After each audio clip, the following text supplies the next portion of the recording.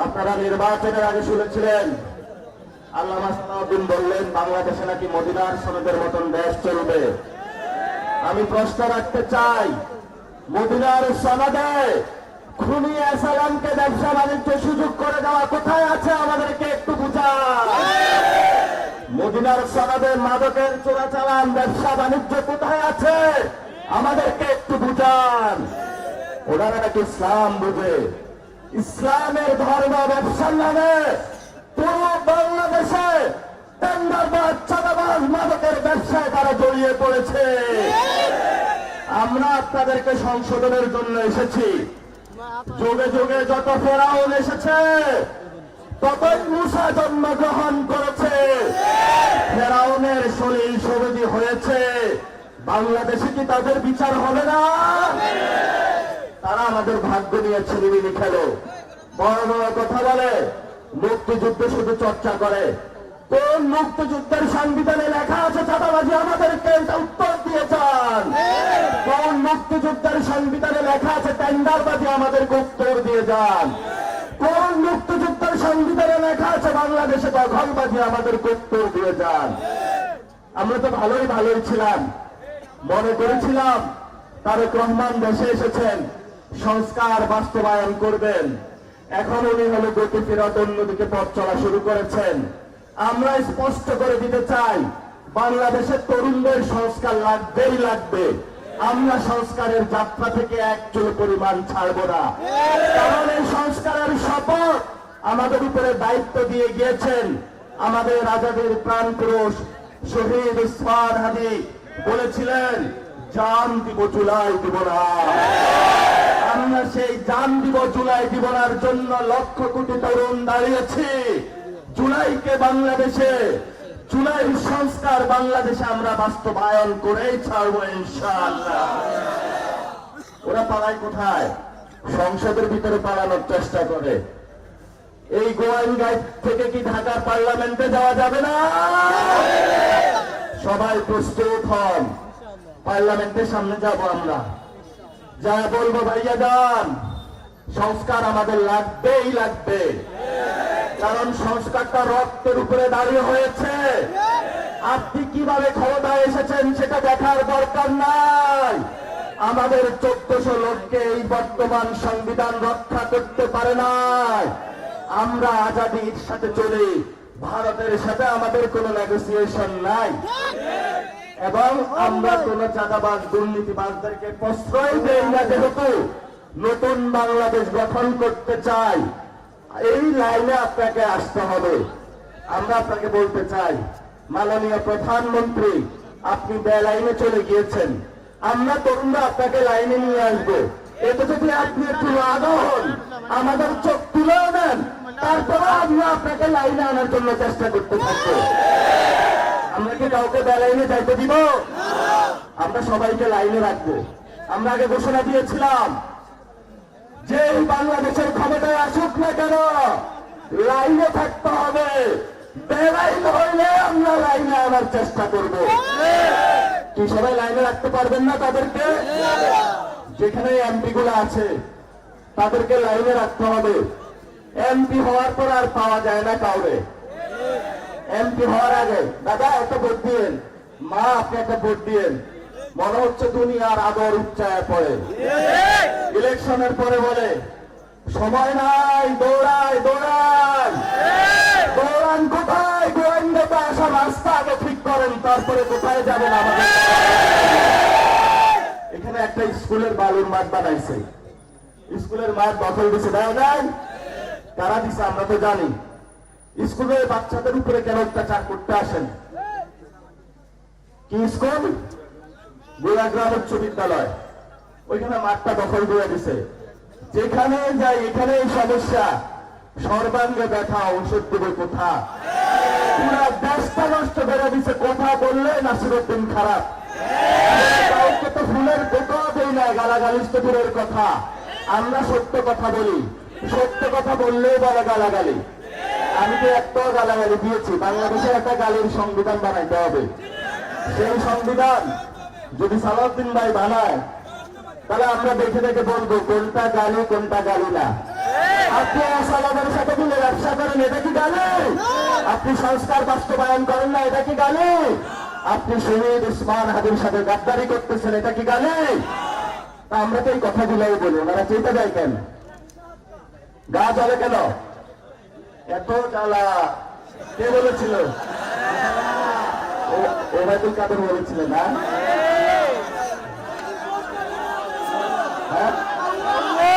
অনেক চলে তাদের। এখন যেই পথে গেছে আওয়ামী লীগ, বিএনপিও ওই পথে যাইতেছে। আমাদের করার কি? পথ যদি দিল্লির দিকে বাড়ান, আমরা বলবো ঢাকা আপনারা আস্তানা করুন। ভবিষ্যতে দক্ষিণ এশিয়ায় ঢাকা নেতৃত্ব দিবে বাংলাদেশের তরুণরা প্রস্তুত। অনেকে বলো দক্ষিণ এশিয়াতে মোদী আছে, আমরা বলি মোদীর তো 2 দিন আগে গতি হয়ে গেছে, আর কি নেতৃত্ব দিব? বাংলাদেশের প্রধান নেতৃত্ব বাংলাদেশের তরুণরা খেদাইয়া দিছে, ওই দেশের তরুণদের চেয়ে বাংলাদেশের তরুণরা আর 1000 বছরে গিয়ে। আপনারা যারা এখানে তরুণরা এসেছেন অনেক দুঃখ কষ্টে আছেন জানি, বিশ্বাস করেছিলেন তারেক ভাইয়াকে, ভাইয়া আপনাকে ফাঁকি দিল। কি যে একটা ফাঁকি দিল, প্রতারণা করলো আপনার সাথে।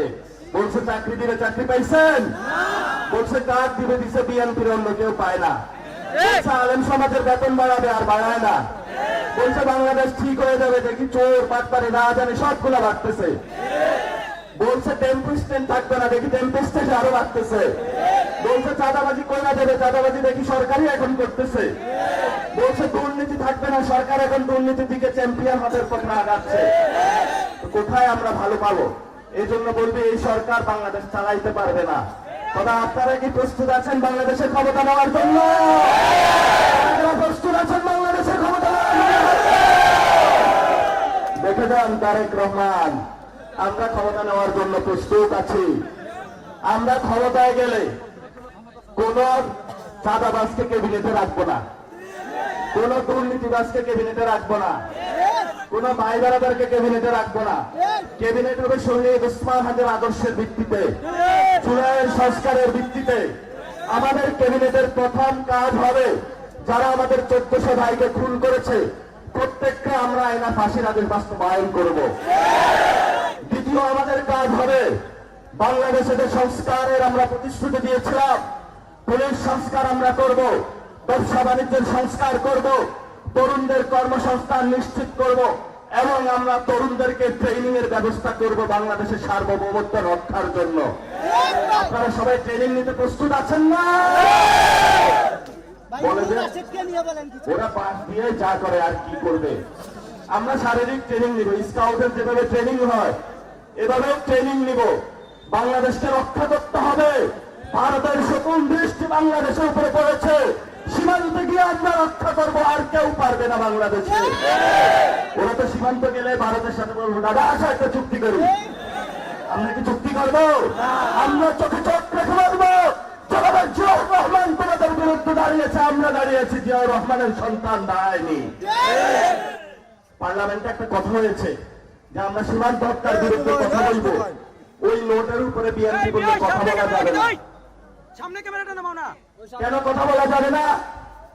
বললো যে ভাই দাদা বাবু কি করে আল্লাহ জানে, যদি ভয় পান তাহলে প্রধানমন্ত্রী হন কেন? আমরা তো ভয় পাই না, তরুণরা কি ভয় পায়? আমরা ভারতকে ভয় পাই, আমরা চাঁদাবাজিকে ভয় পাই। এখন আসছে আবার সন্ত্রাস। ওরা আমাদেরকে ভয় দেখায়, চোখ তুলে ফেলছে, বলতেছে যেটাই আসবে চোখ তুলে ফেলবো। আমরা এখনো ধৈর্য ধারণ করতেছি। আমরা কি মাঠে নামলে বিএনপি যত আছে এগুলো থাকতে পারবো? পারবেন না, একদিনও টিকবেন না। কারণ কতটুকু টিকবেন গত 17 বছর আপনাকে দেখা হয়ে গিয়েছে, কতটুকু আপনার শক্তি আছে। মাঠে কোনো কর্মী নাই, আছে সন্ত্রাস। আমরা আপনাদেরকে বললো হেদায়েতের পথে আসুন, আমরা আপনাদের বিরোধী নই, আমরা আপনাদের সন্তান। বলি সব অপকর্ম বন্ধ করেন, আমরা আমাদের কাজে চলে যাই, আপনারা ক্ষমতা চালান, আমাদের ক্ষমতা লাগবে না। কিন্তু চাকরিটা নিশ্চিত করে দিয়ে যাইতে হবে, মায়ের অধিকার নিশ্চিত করে দিয়ে যাইতে হবে। এই যে পুলিশ ভাইরা কাজ করে, ওনারা 8 ঘন্টা পরে ওনাদেরকে 24 ঘন্টা কাজ করায়। একটা লোক বউর কাছে যাওয়া লাগবে না, ফ্যামিলিতে বাচ্চাকে সময় দিতে হবে না।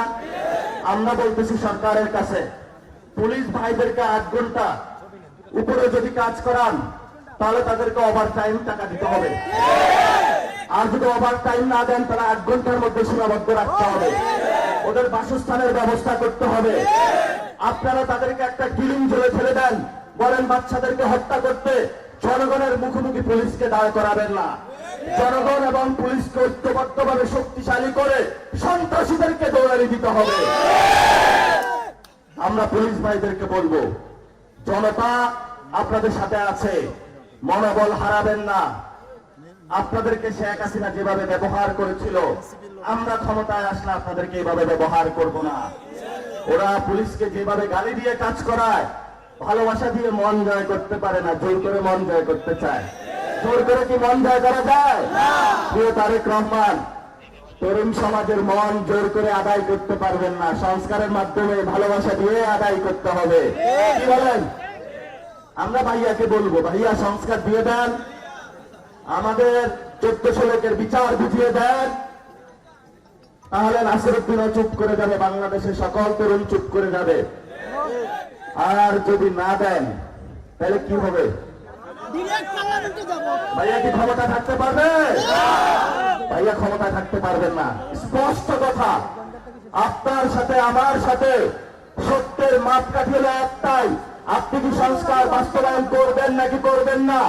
যদি সংস্কার করেন আপনি ক্ষমতায় থাকবেন, যদি সংস্কার বাস্তবায়ন না করেন আপনি ক্ষমতায় থাকতে পারবেন না। তিনটা কথা বলে শেষ করব। 70 নির্বাচনে যখন বাংলাদেশকে ক্ষমতা বুঝিয়ে দেওয়া হয় নাই, বাংলাদেশ কি স্বাধীন হয়েছিল নাকি হয় নাই? আমরা লুঙ্গি পরে যুদ্ধ করতে জানি, অস্ত্র হাতে নিয়েছিলাম। আমরা শান্তপ্রিয় ছেলে, কিন্তু যখন আমাদেরকে ভয় দেখায় তখন আমরা ভয় করি না মরণে। দ্বিতীয় বিষয়, 75 অস্থিতিশীল সৃষ্টি করতে চেয়েছিল, সেনা জনতা ঐক্যবদ্ধভাবে বাংলাদেশকে রক্ষা করেছিল। 90 আমরা কি কোন স্বৈর শাসনকে বাংলাদেশে ক্ষমতায় রেখেছিলাম? আমরা তাদেরকে বিদায় করেছিলাম।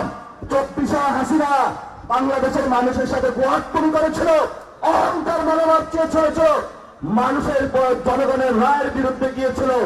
আমরা শেখ হাসিনাকে প্যাকেট করে পাঠিয়ে দিয়েছি। আমরা আপনাদেরকে এখন বলবো, 26-এর পরে আর উল্টা পাল্টা পথে হাঁটবেন না, সংস্কারের সিরাতুল মুস্তাকিমের পথে হাঁটেন।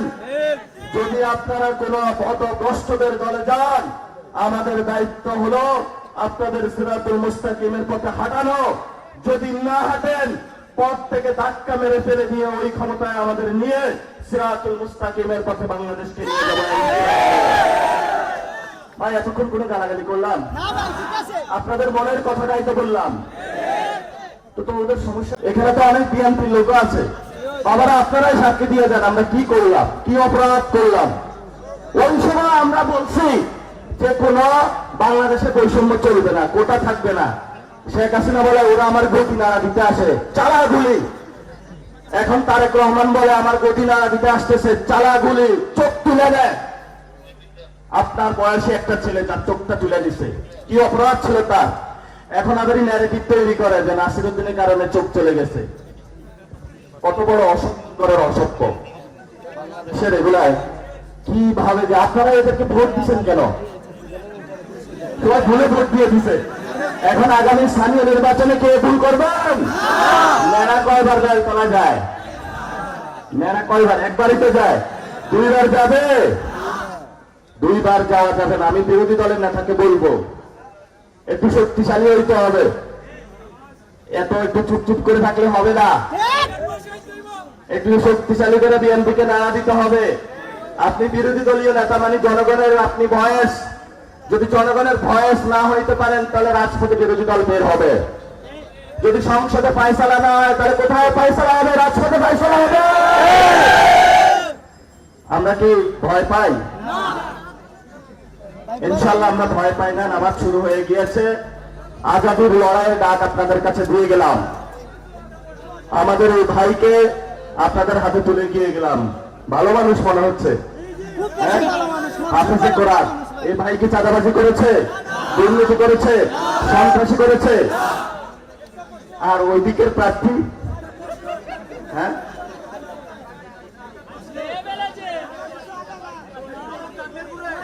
আচ্ছা, এখন সিলেটে বলা হয় নাকি পরিবেশের সমস্যা হয়, আর পুরা বাংলাদেশে সব খাল নদী দখল করে ফেলছে, ওইখানে পরিবেশের সমস্যা হয় না। মানে সিলেটে আসলে পরিবেশ দুইটা যায়। আমরা সরকারকে বলবো, জনগণের কর্মসংস্থানের ব্যবস্থা করতে হবে। যদি গোয়াইনঘাটবাসীর পেটে লাথি মেরে থাকে সরকার, গোয়াইনঘাটবাসী আগামী ইলেকশনে আপনাদেরকে লালঘাট ধরাইয়া দিবে। কথা দিছিলেন না 12 তারিখের পরে 13 তারিখে নাকি গোয়াইনঘাটের কর্মসংস্থান ঠিক হয়ে যাবে। ওই ঠিক তো হইল না, হয়েছে? তাহলে প্রতিশ্রুতি যারা দিয়েছিল তারা কি সত্যবাদী না মিথ্যাবাদী? আমরা বলবো, আরিফ ভাই, আল্লাহর হস্তে গোয়াইনঘাটবাসীর পেটের মানুষের অনেক কষ্টে আছে, সংস্থানের ব্যবস্থাটা কইরা দেন। 4টা উপজেলার মানুষ এখানে একই কর্মসংস্থানের উপরে আছে, ওয়ারি ব্যবসা। ভাই এই রাস্তা বলে লাভ নাই, এটা কোনো রাস্তাই না, রাস্তাই নাই, কি সংস্কার করবে? সিলেটের মানুষ, আমি সিলেটে যখন আসতেছিলাম ঢাকা থেকে, আপনারা সিলেটে বসবাস করেন কেন? আপনাদের কি রক্ত বাড়ানো হয় না?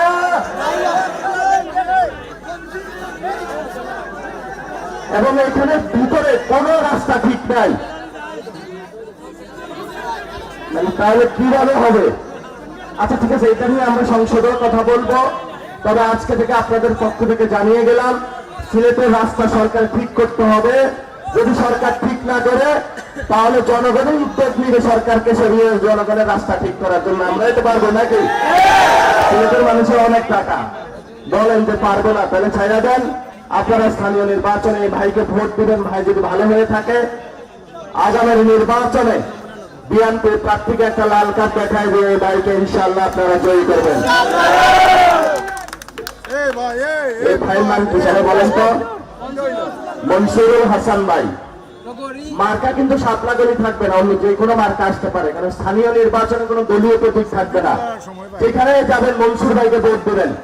আর মনসুর ভাই, শোডাউন চলবে না, জনগণের কাছে যাইতে হবে, মন জয় করতে হবে। এই তরুণরা ভালোবাসা দিতে প্রস্তুত আছে। তরুণরা বুঝে গেছে যে আরিফ ভাই রাস্তা ঠিক করে না, আরিফ ভাই হলো পাথর কোয়ারি ঠিক করে দেয় না। এখন বলছে আরিফ ভাইয়ের বিয়ে হবে না। আপনারা হলে নতুন করে প্রস্তুতি দেন, সবাই নামাজ দেন। উপজেলা মেডিকেলে ডাক্তারও নাই, নার্সও নাই, কি বলবো? হ্যাঁ আছে, ঠিক আছে, আপনারা সবাই প্রস্তুত হন। আগামীতে ইনশাআল্লাহ বিপ্লবের জন্য প্রস্তুত হন। বিপ্লব এখনো অসমাপ্ত। তারেক রহমান সরকার থাকবেন, আমি লিখে দিয়ে গেলাম আপনাদের কাছে।